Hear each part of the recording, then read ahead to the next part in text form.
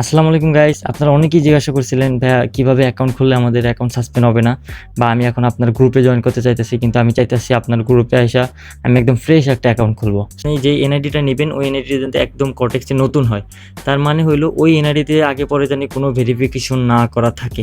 Okay fine, এরা হইলো। তারপরে আপনি কি করবেন যে ওই এনআইডির নাম দেখবেন, ধরেন এনআইডির নাম হচ্ছে রফিক রহমান। আপনি কি করবেন, ওই রফিক রহমান আইডির নাম দিয়ে একটা জিমেল অ্যাকাউন্ট ক্রিয়েট করবেন, অ্যান্ড ওই সেম জিমেল দিয়ে যেটা দিয়ে আপনি কটেক্স ভেরিফাই করবেন, সেম জিমেল দিয়ে আপনি বাইন্যান্স খুলবেন, এবং নতুন বাইন্যান্স খোলা লাগবে যদি আপনার অ্যাকাউন্ট ফ্রেশ রাখতে চান।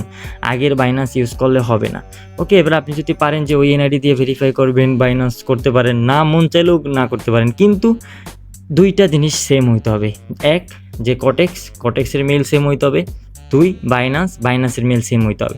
তার মানে আমরা কি বুঝলাম, যে কটেক্স আর বাইন্যান্সের মেল সেম হইতে হবে। এনআইডি না হলে সমস্যা নেই, কিন্তু কটেক্সের যে এনআইডি দিয়ে আপনি ভেরিফাই করবেন, ওই এনআইডির নামের সাথে মিলায় বাইন্যান্স আইডির জিমেল হইতে হবে এবং কটেক্স আইডি হইতে হবে। মানে একটা মেইলই আপনি দুই জায়গায় ইউজ করবেন, বাইন্যান্স প্লাস কটেক্স। আপনি যদি এই ধরনের ভুল এখন করে থাকেন, তাহলে আপনি কি করবেন, ফার্স্ট অফ অল আপনি আপনার যে বাইন্যান্সে যাবেন, বাইন্যান্সে থ্রি ডটে যাবেন, তারপর প্রোফাইল আইকনে চাপ দিবেন, তারপর দেখবেন সিকিউরিটি আছে, অ্যান্ড সিকিউরিটি যাওয়ার পর দেখবেন আপনার মেইল আছে, মেইলটা জাস্ট কটেক্সের মেইলে চেঞ্জ করে দেবেন। এটা করলে আপনি 24 ঘন্টা কোনো উইথড্রল করতে পারবেন না।